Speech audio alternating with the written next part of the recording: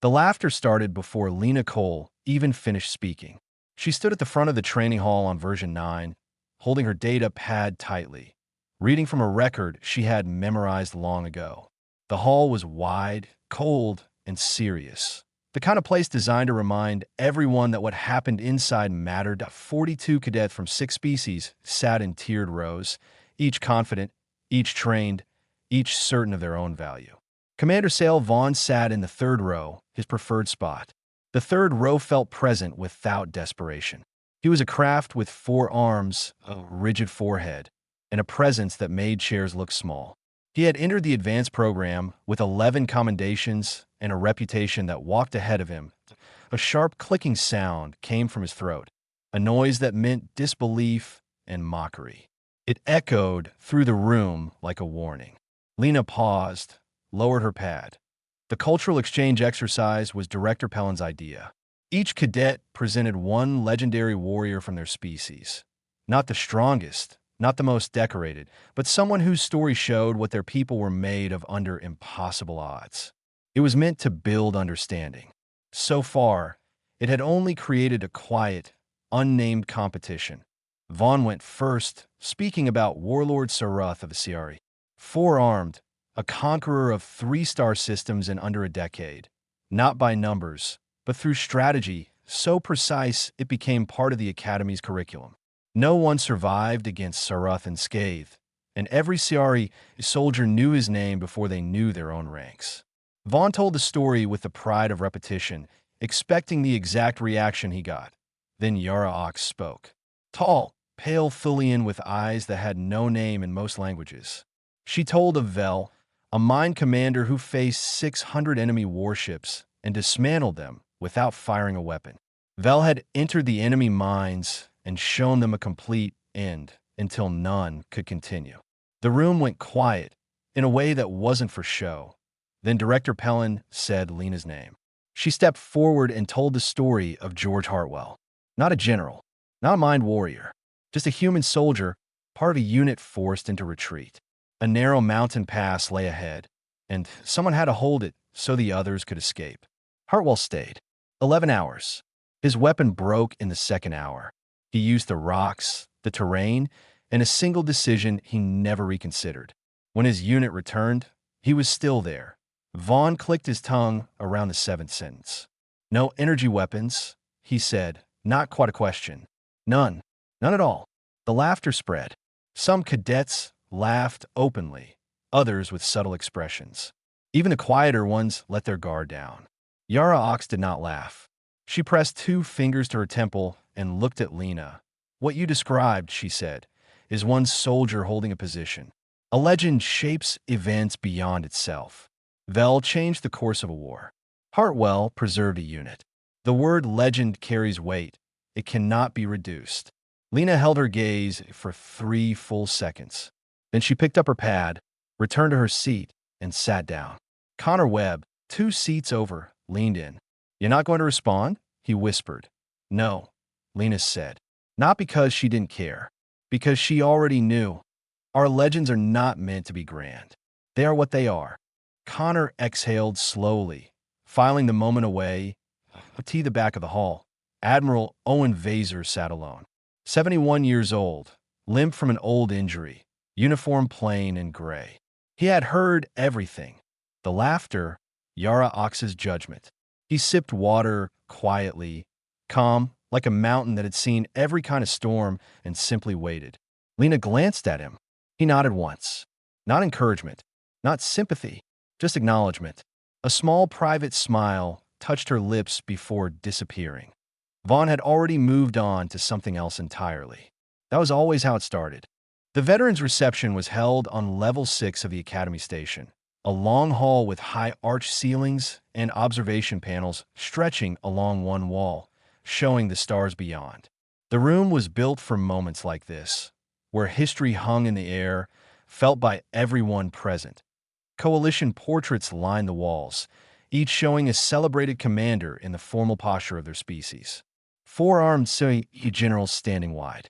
Thulian admirals with eyes half closed in measured authority. Draven fleet commanders frozen in motion. No human portraits, Lena had noticed the absence the first time she entered the room, but said nothing. She didn't now either. The veterans arrived in order of recognition, which usually meant importance. Hask Rowe entered first, unsurprising. The most decorated soldier alive, veteran of 7 major campaigns, over 50 years, never on the losing side of a decisive battle. Even retired for 6 years, his presence commanded attention. He moved through the room like a center of gravity, drawing instinctive respect. Other veterans followed, Thulian officers with their stillness, Draven commanders with precise arm crossings, Polari advisors in their careful clusters. Each species had its own unspoken rituals of respect. Then the human delegation arrived. For in total, General Francis Alcott, retired, a coalition fleet commander with a clean record. Colonel Derek Shaw, too young for his rank, but the record explained why. Communications specialist Paul Greer, quiet and unassuming. Admiral Owen Vaser, walking last, limp, uniform plain gray, unnoticed by most. Vaughn, near the central table with a group of CRE officers, glanced at them. He noted Alcott's rank as worthy of acknowledgement. The rest? Administrative, likely, he concluded, and returned to his conversation. Lena observed quietly. Connor tensed beside her. "Don't," she said softly. "I was about to," he whispered. "No," Lena replied. "He does not need your judgment. That is the point." Connor stayed silent. Hask Rowe naturally drew an audience. He spoke quietly, commanding attention without performance. Cadets leaned in, listening without thinking about showing respect. It was automatic. Vaser, at the far observation panel, stood alone. Not excluded, not ignored. The room had nothing it needed from him, and he needed nothing from the room. He was calm, entirely unbothered. Later, Vaughn crossed to the refreshment table and reached past Vaser without acknowledgement, just as one would past a chair. Vaser shifted slightly, and Vaughn noticed the small, quiet acknowledgement. Hask Rowe saw it too, subtle as a shadow passing over his face before it disappeared. Throughout the reception, Vaughn engaged junior officers, speaking of past campaigns, 14 ground engagements across 2 fronts. His audience agreed readily. Vaser filled his water glass quietly, heard every word, expression unchanged. Lena felt the familiar weight in her chest. Not anger, not sadness, but the quiet awareness of how visible things can hide true scale. Connor leaned closer. "Why do you let it go?" "Because some things are not meant to be seen," Lena said softly. "You learn more by observing than by proving." Vaser remained at the window, water in hand, eyes on the stars. Small pins on his collar caught the light, unnoticed by most. The galaxy stretched beyond, indifferent, and he seemed at home within it. Lena watched for a long moment, understanding the patience required by such people. Later that night, Yara Ox could not sleep. Not from stress or doubt, she never did. From curiosity, from questions that would not let her rest. She pulled out her small terminal, searching. She wanted to know what Owen Vaser had done. Public records were thin, sparse citations, 2 commendations from an outer engagement, a 4-sentence note about Yolan Station. Then gaps, years unrecorded. Something was missing, deliberate, like pieces carefully hidden elsewhere. Yara went to the common area. Lena was already there, sitting quietly, cup in hand, data pad closed. Yara sat across, no words yet. "I looked up Vaser," she said. Lena nodded. "His public record is almost empty. For an admiral, that's unusual." "Yes," Lena agreed. Yara pressed. "Is there more that we're not seeing?" Lena paused, then activated her pad, navigating protocols beyond Yara's clearance. She turned the screen toward her. "I can show parts," she said. "Not all, but enough." The first entry, 28 years ago, a young sergeant at Callus 4 Relay Station. 12 humans defending against 400 enemy combatants. 9 days, 11 alive at the end. Tactical decisions, rotations, improvised fortifications. Vaser listed simply as the unit's NCO, key decisions understated. The second entry, a minor campaign, the Marin engagement. Human platoon disrupted enemy coordination without support, satellites, or vehicles. Terrain, observation, Handmade maps prevented strikes that could have cost tens of thousands. Classified, unsighted. Why hide this? Yara asked. Security, Lena said. But also, because if people saw it, it would shift how the galaxy views humanity too quickly. They weren't ready. The third entry, Yolan Station. Evacuating civilians under attack. A single officer held a damaged access door open for 40 minutes. 3,114 civilians escaped. Left knee injured, never fully healed. Vaser did it alone. Why doesn't he speak of it? Yara asked. Because it never occurred to him to, Lena said simply. The stars outside held steady. Lena and Yara sat in silence, absorbing the quiet magnitude of what had been hidden in plain sight. The next day, the War Strategy Seminar was held in the main lecture hall, a tiered space designed for 60 cadets. 43 were present, along with 9 visiting officers and 1 retired admiral at the back, holding his cup of water. Director Pellin opened the session with the topic, the Battle of Drevens Pass. Known as the most catastrophic coalition failure in modern history, the battle had occurred 30 years ago. The Veiled Dominion, at the height of their expansion, had struck the Allied fleet and ground forces at a choke point, breaking them so completely that the retreat became a textbook case of disorganized withdrawal. Students studied it not to glorify defeat, but to learn how failure compounds when decisions collapse under pressure. Hask Rose sat front and center, invited for this session. The old general began with precise analysis. For 20 minutes, he dissected the coalition's mistakes, positioning errors, communication breakdowns, and moments where a different choice could have changed everything. No notes, no solmansip, pure authority from decades of study and experience at the battle itself. The cadets were captivated. Then a junior cadet, Tavar, raised a question, not to Hask Row, but to the back of the room. Admiral, he said, directing it at Vaser, I understand human forces were present at Drevens Pass. What role did they play in the coalition's difficulties? The room went quiet. Vaughn did not smile or object. Vaser set down his water and replied simply, I was at Drevens Pass.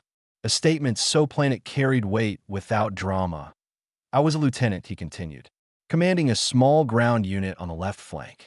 I can describe what happened from that position, if useful. Director Pellin nodded. Vaser stayed seated, forcing the entire room to turn slightly toward him. His calm, unhurried tone made every word land clearly. He described the first day. The coalition held positions until the Veil flanking maneuver hit the left flank. Orders failed to arrive. Communication equipment was damaged. Units retreated instinctively. My unit received no retreat order. We knew the enemy pressed hard. We knew the position was vital. So we stayed, he said. For the next 72 hours, he continued in precise, clinical language, much like the reports Lena had shown Yara. Enemy numbers pressed from 3 directions. Minimal resources. Improvised defensive plans built from terrain and wreckage. Sleep rotations to keep the unit operational. Strategic forward pushes to disrupt enemy timing. Why the third day, coalition forces that had retreated began recovery. They discovered the human unit had not only held position but advanced, leaving the left flank intact. The first 48 hours were a loss, he said plainly. The final outcome? Contested withdrawal. Our unit made it possible. This is not in the public record. I share it because it was asked. The room was silent. Hask Row, seated front row, went completely still. Not discomfort, attentive focus. Then he did something remarkable. Row rose slowly to his full height and placed his lower right fist over his chest. A CRE salute reserved only for equals, not subordinates or commanders, but soldiers who had proven themselves undeniably. Vaser acknowledged it with a small nod. No ceremony. Normalcy resumed as he picked up his datapad. But the weight of what had happened was undeniable. In the 4th row, Tavar stared at his desk. Vaughn watched the back of Rowe's head, processing what had just happened. Something shifted in his expression, subtle, complex, the realization that his assumptions had been wrong. For the first time all week, he had nothing to say. Later, Vaughn found Vaser alone on the observation deck. Vaser stood at the curved window, looking out at the stars, nothing in hand. Vaughn approached. "I was wrong about you," Vaughn said. "You did not know," Vaser replied. "I made assumptions I should not have," Vaughn admitted. "Assumptions are efficient," Vaser said. "Most of the time they serve you well. Sometimes they fail." Vaughn expected correction or gratitude, but Vaser simply stood, quiet, letting the truth exist without fanfare. "Why did you say nothing at the cultural exchange?" Vaughn asked. "You were there. You heard it all." Vaser looked at the stars. "It was not time yet. People must reach understanding on their own. A lesson handed to you carries no weight. I waited for the moment it would." Vaughn thought it over, reflecting on the reception, the seminar, Tavar's question. Slowly, he understood the patience and wisdom of Vaser's approach. After the seminar, the room remained quietly charged. Cadets and officers were processing what they had just witnessed. Vaughn, still unsettled, walked back to his quarters, his mind running over every detail. Across the station, Lena and Connor moved through the quiet corridors, their footsteps soft on the metal floor. Ver lingered behind the seminar hall, staring out into the stars. He thought about Sarah, the warlord of the CRE, the story he had told during the cultural exchange, and the pride he felt in it. Yet now, he felt a deeper resonance in the quiet courage of humans. He thought of Lena's composure, the way she had quietly presented Hartwell's story without dramatics. And he understood something he had not before. Vaser remained at the observation deck, alone. Lena and Connor had left him in that space, but his presence lingered in the minds of those who had watched him teach without teaching. There was no performance, no declaration of greatness, just an unshakable presence that shaped understanding simply by existing. Vor approached the edge of the deck later. "Are all human soldiers like this?" he asked quietly. Vaser considered him, eyes steady on the distant stars. "Not all. We have fear, we have failure. But something emerges when the situation becomes impossible. Most species respond to difficulty by stopping. Humans respond by continuing. We fight not just to survive, but because something in us refuses to accept the only alternative." Ver digested the words slowly. It was a different kind of motivation, one not built on honor or recognition, but an innate persistence, a drive that could not be trained into someone. It existed already, waiting to be called. Vaser added, "People do not build monuments to this. Those who perform these acts do so because the situation demands it, because they are present, and because no one else can. Monuments are for others, not for the ones who act." For nodded. He thought back to Lena Cole, walking calmly back to her seat in the training hall during the cultural exchange. The quiet understanding she carried had been unnoticed by most, but it left an impression on him that would not fade. Later that night, Lena reviewed more records privately, while Yara Ox had trouble sleeping. Yara had trained herself for mental discipline, but the questions about Owen Vaser's actions would not let her rest. She accessed the Coalition archive and found the public records thin, unusually sparse for a man of Vaser's rank. Lena explained the reason. Classified operations, methods they did not want the galaxy to understand, and the human approach itself, so effective it might destabilize other species' perceptions if made widely known. Yara realized she had been looking at incomplete information, and Lena offered what she could, partial access to the records. The first entry showed a young Vaser, a sergeant at Callus 4, holding a relay station against overwhelming numbers for 9 days with minimal resources. The second entry detailed a platoon in the Marin campaign, disrupting enemy coordination with nothing more than terrain knowledge and observation. The third entry, Yolan Station, described him holding a door manually for 40 minutes while 3,114 civilians evacuated, sustaining a lasting injury. Yara absorbed the quiet heroism, the decisions made without thought for recognition, and she understood why the galaxy at large had never known the full truth. "You said there was a third entry?" she asked finally. Lena nodded.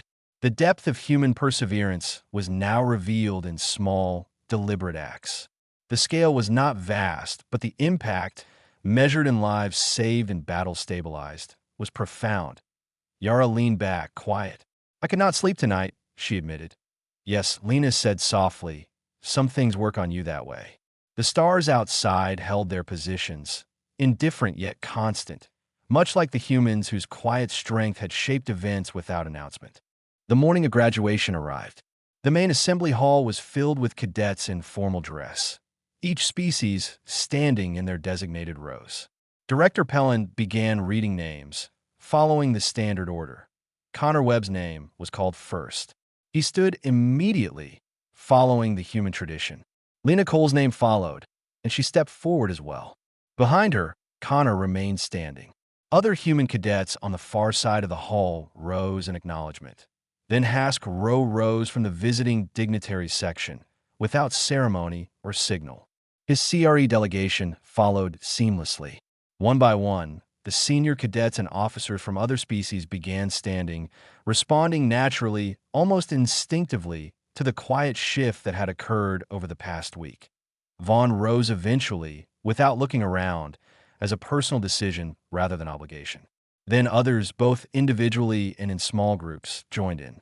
The room came to its feet not because protocol demanded it, but because understanding had silently changed the atmosphere.